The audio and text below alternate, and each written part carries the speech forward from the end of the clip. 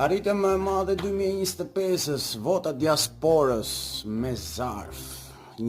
Pra pambeti një metodë shumë arkaike, shumë e vjetër që shumë vendet e Europës e kanë hequr për shkak të manipulimeve të shumta.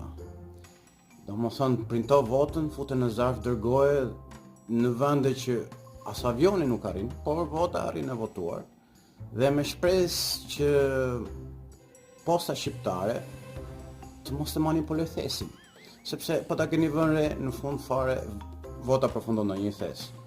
Dhe duke qenë se neve nuk kemi të shquar për administratë politike, kush mund ta pengonte një punëtor të administratës që thjesht ndronte thesin.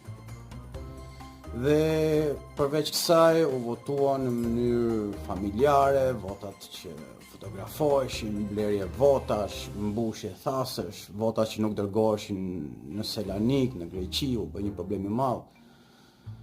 Dhe për çfarë? Hiç për asnjë përfaqësues. Vota e diasporës solli 0 përfaqësues në parlament. Domethënë u mbars mali dhe polli 1000. Dhe më rëndësh metoda. Dhe është ajo që fshihet pas asaj. Ata që deshin me ngun të metodë bën presion në emër të idealizmit që këtë plotësoheshin. Tani unë kam rreshtur së menduarin në mirësinë e njerëzve, sidomos në politikë, për shkak të një gjëje. Jemi shumë të rritur për këtë fabulë. Ata që e donin me ngulm votën e diasporës, e dinin shumë mirë që kjo votë do manipulohesh. Dhe gjithsesi vazhduan përpara.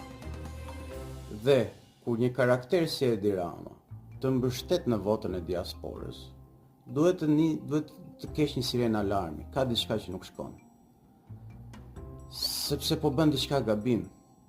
Dhe nëse vazhdon, atëherë o nuk t'intereson, sepse do një komoditetin tënd, ose je pjesë e këtij sistemi të vjedhjes, sepse ke interesat e tua, ose je i paaft. Në të treja rastet e ha populli, e ha diaspora që nuk ka asnjë përfaqësim. Dhe një gjë dhe këto votime na tregojnë një gjë. Ne jemi si komb i njëjtë, si brenda dhe jashtë kufijve. Ne kemi tendencë të mos respektojmë demokracinë, të bijmë pre e manipulimeve të votës. Unë nuk jam kundër votës së diasporës. Madje në diasporë unë kam dalë në kërkesë të votës së diasporës. Por unë kam qenë për një përfaqësi direkte të diasporës, domethënë diaspora të vontonte për disa anëtar të parlamentit që ishin vetëm për diasporën dhe jo të bashkoheshin votat. Dhe e dyta, kam qenë gjithmonë kundër votimit me zarf. Tani gjithë ata që këmbgulin që votimit ishte me zarf, damin e kryen.